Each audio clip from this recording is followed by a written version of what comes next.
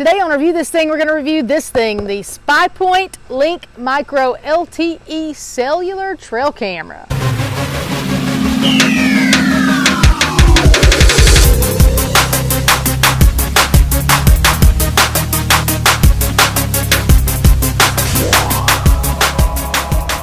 The Spypoint Link Micro LTE camera is just like every other trail camera. It uses a micro SD card, but this camera also has the functionality of using cellular service to send the pictures to your phone via the Spypoint app.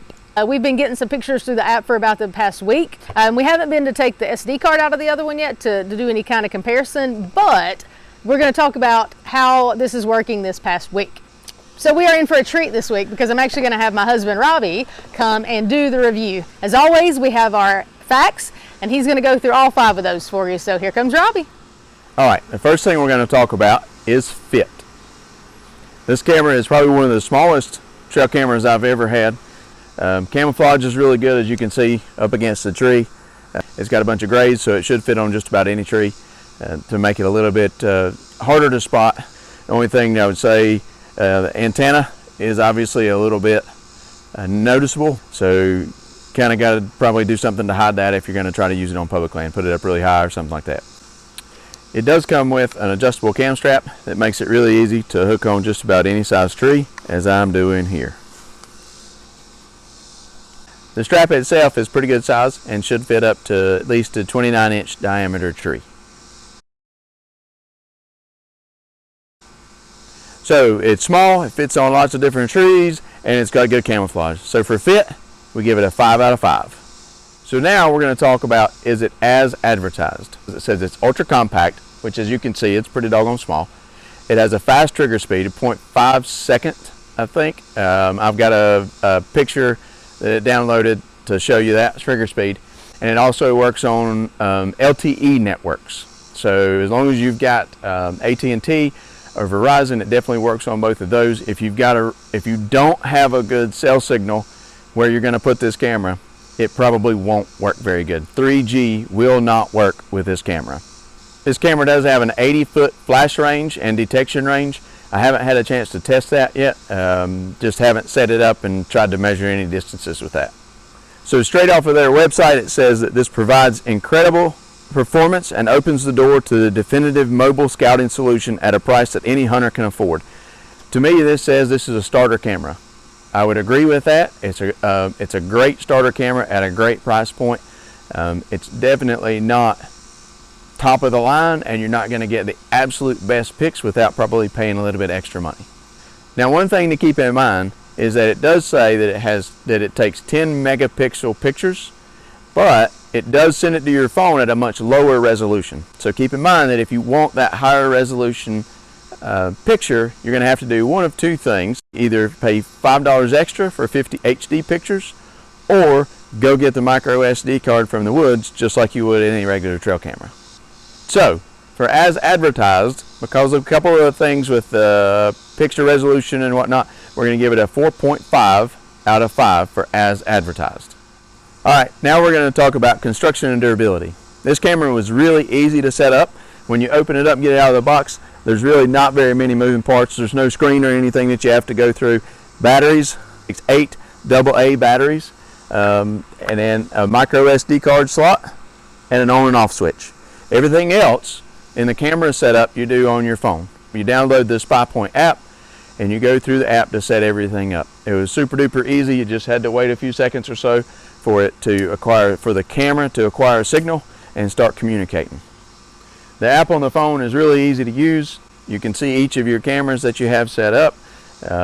Super easy to pick up pictures from whichever camera it is that you're wanting to use if you have more than one camera.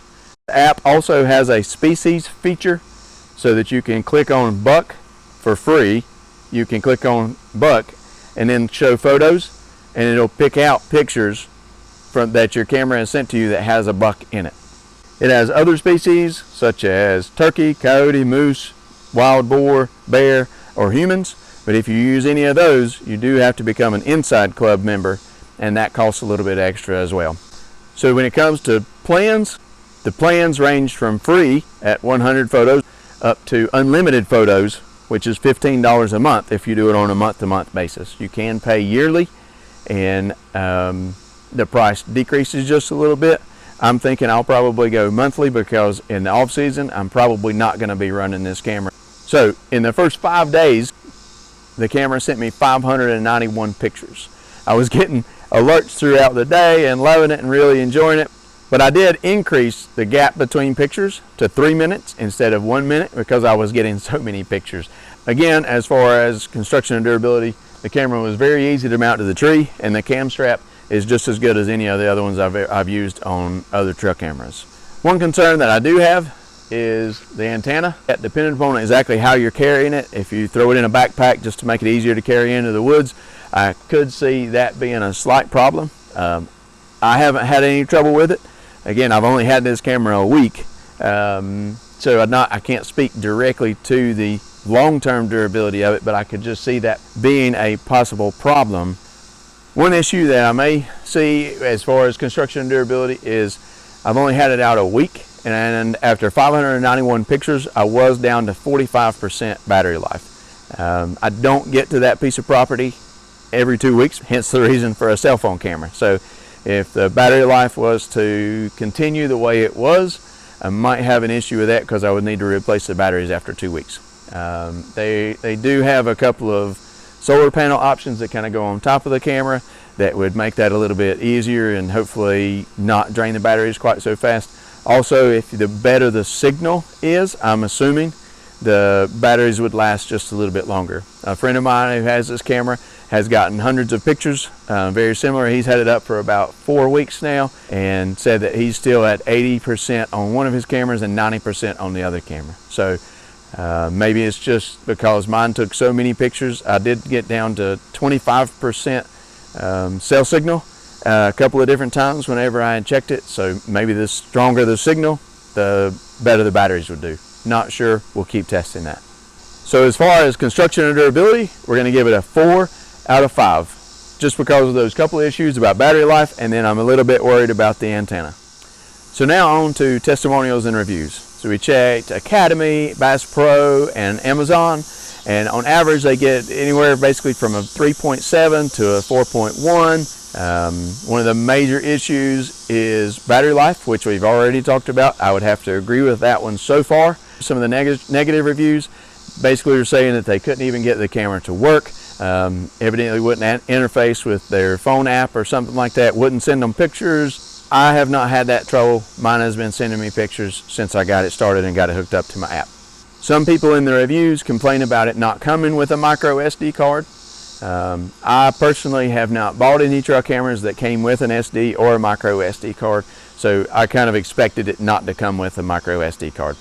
Several people have talked about the Spypoint customer service and not being really super friendly and not helpful at all. Thankfully, I have not had to use their customer service, so I can't speak to that point either. A couple other reviews did mention some water getting into the camera. Thankfully, I haven't had that trouble. The evening that I put the camera up, it was a pretty heavy rainstorm that evening, and I think we've had a couple of thunderstorms each evening after that. I haven't been back to check it yet, so I hope there's not water in it, but it's still sending me pictures, so I assume everything is okay right now. So overall, from a testimonials and reviews, we're going to give it a 3.8 out of 5. So now, the thing everybody wants to know, should I buy this thing? I would say yes. So far the camera has been great. It's been doing exactly what I wanted it to do. I live about an hour and a half away from where it's at. So if I want to check the pictures weekly, I would be driving an hour and a half each week, plus spending time getting into the area, leaving scent trails behind and everything else. So the way to stay out of it, a good entry-level point camera. I was able to pick it up at Academy. It was on sale for $99.95, and at that price point, I think it's a definite go to try this camera. So overall, should I buy this thing? We're going to give it a 5 out of 5 and say yes.